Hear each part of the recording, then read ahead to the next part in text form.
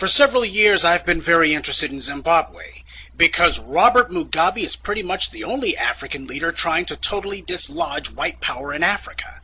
A little history lesson on Zimbabwe. White supremacy came to Zimbabwe starting with the genocidal lunatic Cecil Rhodes. The country was then renamed Rhodesia. As usual, white power attempting to erase a people by trying to rename them, since names link us to a specific time, place, and culture.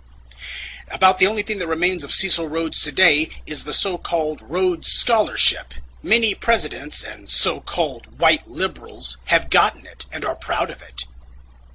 The Zimbabwean people did to Cecil Rhodes what all Africans do. They fought him until they won. But, as so often happened, after the Europeans lost power, they may have lost the war, but they won the peace.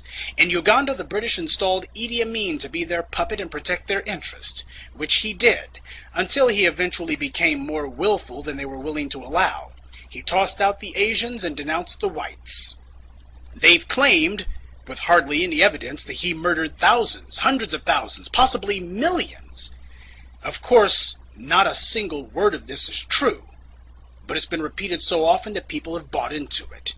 In Kenya, the Brits had no problem letting their hand-picked puppet, Daniel Moi, run things for over 20 years, and when the people eventually barred him from running again, he passed the torch, or rather the knife, to yet another white stooge, Mwai Kibaki.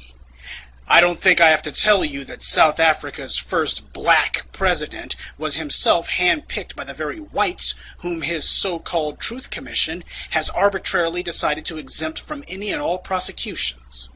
Anyway, Robert Mugabe was a good little white boy for a while, doing as he was told, securing and protecting white interests. He killed anyone who threatened his rule, and the Brits had no problem with it. After all, he didn't touch the land they had stolen, nor was he interfering with their stealing Zimbabwe's minerals. They loved Mugabe back then. Ah, but they're singing a different song now. To hear the good white folks tell the story today, they sound like the police chief in the movie Casablanca, simply shocked to learn that Mugabe had committed ghastly acts of violence against people back when they were giving him praise and adulation. The knighthood. Foreign Secretary, do you believe he should be stripped of his knighthood? Well, I was horrified to find out that Robert Mugabe had a knighthood. You didn't know? I didn't know that he was Sir Robert Mugabe. You became Foreign Secretary without knowing that? The important... Just on the knighthood, Douglas heard you were Foreign Secretary when he was given the knighthood, I think. I think not. You were in the government when he was given the knighthood. 94? What were you in 94? I was Foreign Secretary. That was when he was given his knighthood. But not by the. Well, I must plead total amnesia, not by me, and not, I think, by the British government. But who else can give him a knighthood except the British government? I simply do not know the answer to that. But what I was going to raise was that he was known when he got that knighthood, whoever gave it to him, the British government or I can't think of any other government that could give it to him, it was known already by then that he'd massacred 20,000 people in Matabeleland with North Korean trained armies in the 80s. Why was he ever given a knighthood? He hosted a Commonwealth conference, and conceivably it might have been in recognition of that. The Queen went there. He was, I don't say in good standing, but he was a member of the Commonwealth alongside a lot of other people whom we disapprove of. Of course you did. That's right. Robert Mugabe is actually Sir Robert Mugabe, a knight of the British Empire. So, if Mugabe was a loyal wannabe white boy, what changed? Under immense pressure from the African people, he eventually became dissatisfied with being the whites' lackey and decided to start taking back his people's land. This is where the British and the Americans declared war on him. The main cheerleaders against Mugabe has been the BBC, the British news outlet through whom the world has gotten its news about Zimbabwe for the last 30 years. They've accused him of everything but the Jewish Holocaust. Until Mugabe started reclaiming the land, that same BBC wrote nothing but glowing reports about him for over 25 years. But the instant he started taking back the land, they've had nothing but scorn. In order to make it clear how evil Mugabe is, the white media decided to manufacture a hero in their little drama. They chose the MDC, the so-called Movement for Democratic Change. The MDC was started in the late 1990s, back when Mugabe was still carrying water for the whites. The MDC didn't want whites out of power. They just wanted the money the whites had been giving to Mugabe to be given to them instead. The whites at first ignored the MDC, and the MDC couldn't get their candidates elected dog catcher. They had no money and no media support. But when Mugabe started reclaiming the land for his people, all of a sudden the whites started pumping cash into the MDC like crazy. The BBC decided these guys would be presented to the world as heroes fighting against an evil dictator. Of course, they never tell anyone that the only thing the MDC is fighting for is for whites to keep the land they've stolen. No economic policy, no agricultural policy, no educational policies. The MDC's entire political platform can be summed up in 7 words. Don't touch the land the whites stole. Mugabe is called a racist, but the BBC never once has shown the world just who the men who run the MDC are. Men like Ian Kay, a domestic terrorist charged with numerous counts of inciting violence. And this guy is a member of the MDC and is now a Zimbabwean parliamentarian. In a country where whites are only 1% of the population, how is it possible that this guy can be a member of the parliament?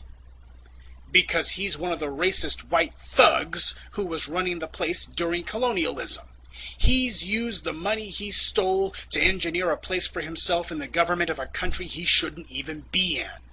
Idiots like Morgan Chirangi are only puppets. It's bastards like Kay who actually run the MDC. Chirangi does what they say. But back to the whites' PR war against Mugabe last year. Realizing they couldn't pull in Iraq and gin up a quickie excuse to invade, because everyone would recognize it as recolonization, the whites in London decided to take out sanctions instead. And when that didn't work, they asked the US to do the same. The president at that time, W, gladly obliged. Pay attention, because what comes next is crucially important. The US's very first move was to freeze credit against Zimbabwe. I'm sure you've heard the term credit freeze the last 10 months. It's a credit freeze by the World Banks that has brought the U.S. to its knees, destroyed the housing market, and caused a global economic catastrophe. I highlight that so you can understand how important credit is to a national economy, even the U.S.'s. The U.S. still has working farms, working factories, and a service sector, but credit alone has caused nearly 10% unemployment in only a few months. This is what the Brits and Americans did to a country with nowhere near the financial resilience of the United States. This was when Zimbabwe's economic troubles started, not during the land reclamation. Neither the BBC nor any other part of the white media has told this story. But you're about to hear it now. They instead talk about Zimbabwe's economic woes, and they always talk about the whites being forced off the land they stole. Check it out for yourself. Whenever Zimbabwe is mentioned, without exception, the article or news broadcast will talk about supersonic inflation and then immediately talk about the poor, downtrodden whites who the mean old Mugabe is pushing off the land.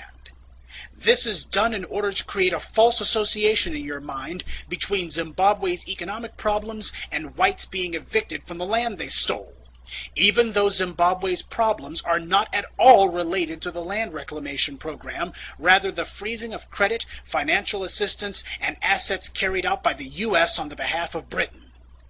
They also keep talking about the farms, like the whites are just Farmer Joe working to feed the Africans.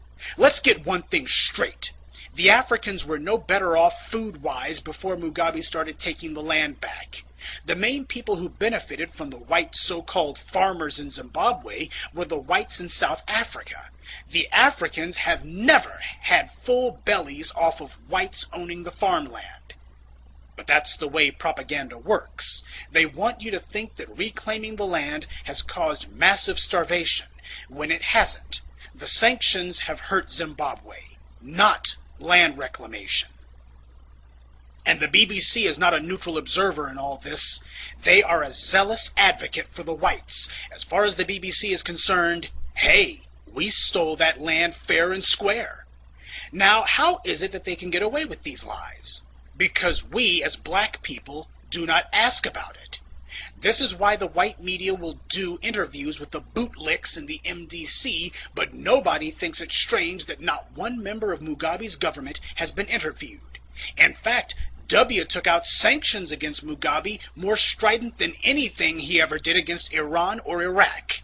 Neither Mugabe nor any member of his government or anyone seeking to advocate on their behalf financially can enter the U.S. Think about that. Ahmadinejad went to Columbia University and gave a lecture, even though he took Americans hostage in the 1970s. Say, isn't he supposed to be on the no-fly list? The U.S. has removed sanctions against Libya and normalized relations with that country, even though Gaddafi was responsible for the deaths of Americans, the destruction of U.S. airplanes, and numerous acts of terror against the U.S., for which he has neither been punished nor so much as apologized. But Robert Mugabe, who has not committed an act of terror against the U.S., not supported anyone who has not even spoken in defense of anyone who has committed terror against the U.S., has sanctions put on him. So why is he on a terror watch list? Why can't he enter the United States? When Mugabe won the last election, the whites realized he was going to finally go ahead and toss them all out. That's why we saw the fake outrage from them last year. They tried to go to the African Union, figuring that because they had created the African Union and had most of its members on strings, that it would be a simple matter to get the poor Africans to denounce Mugabe. And after that, they would get the Africans to authorize the Brits to send in the Marines. Of course, it didn't happen that way. The AU rejected what was an obvious attempt at recolonization. So, the whites went running to the UN instead, figuring they would get their way there. But Mugabe had already shored up his political support on the UN through the alliances he built with China, who, as a permanent member of the UN Security Council, has veto power. And Russia also joined China in vetoing the Brits' plan to move forward with military action against Mugabe. The whites howled and screamed about it. How corrupt the UN is, because one vote is all it takes to derail the whites' well-laid plans. But those same whites have no problem when the US is the only Security Council member to vote against condemning Israel for its violence against the Palestinians, or when the US votes against a resolution condemning racism. Zimbabwe is a small, poor, weak country. But even so, Mugabe has outfought and outthought the Euro clowns every step of the way. It just goes to show, anyone who says you can't beat the whites at their own game never tried. This is why the white media can't get enough of hating the man. To them, he's like O.J. Simpson times 1,000,000. Every day they see him, they have to look at a black man who has shown the world that whites can be kicked around, punched around, beat around, thrown off the land they stole, forced to give back the money they robbed the world of, and that if the non-white world bands together, even the U.S. can't do a damn thing about it. It is the single most dangerous example of defiance toward white power that the modern world has ever seen. But most blacks don't even know that it happened. What happened to Africa under white rule was the same thing you see today, a relentless PR war to convince the world the Africans were primitive savages and they'd be better off with whites in charge. They can't force the issue, so they need to use the last bastion of white power, the media, to fool people into coming to that conclusion on their own. This is why they cannot allow Mugabe's people into the country, why no reporters will talk to him, and why they must demonize him day and night. Mugabe represents the greatest threat to white power the world has ever seen in the modern age. He's no Nelson Mandela, no stooge. He's a man, a black man, standing on his own 2 feet. No, I don't forgive the thousands of lives Mugabe took, But as it stands, he is fighting for the right thing now.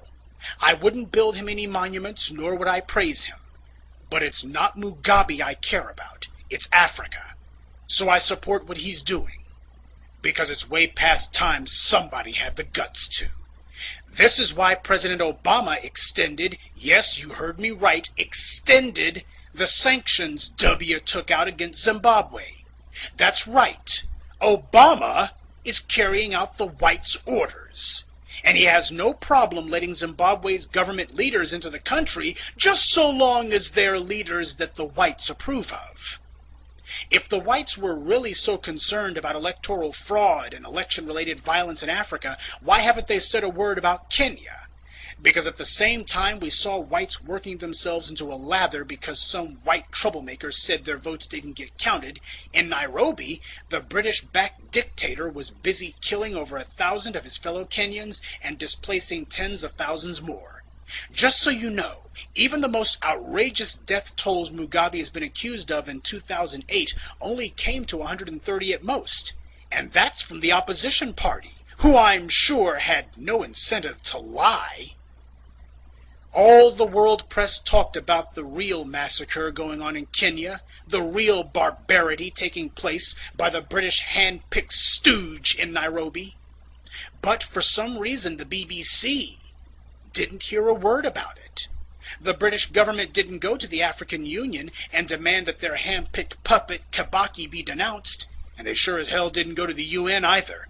2 disputed elections, claims of governmental violence in both cases, but one saw the death toll reach astronomical heights, while in the other case the casualties were negligible. Yet who did the whites choose to go after? See, it's never been about land or human rights. Since when have the Euro clowns ever cared about that anyway? It's always been about supporting and maintaining white power.